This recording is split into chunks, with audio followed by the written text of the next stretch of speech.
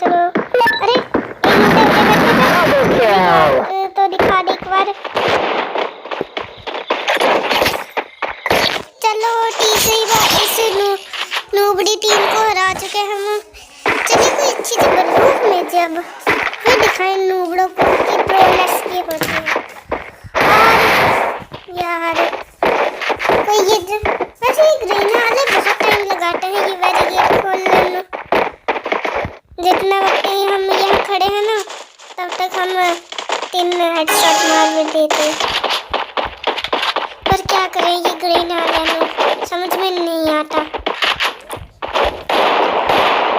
कोई नूबड़ा नूबड़े जी आओ जी। अच्छा ये नूबड़ा मारो हमें। इसको भी पर बताए जरा प्रोनेस क्या होती है। 2 मिनट खड़ी है वहाँ पर ही प्रोनेस की हमें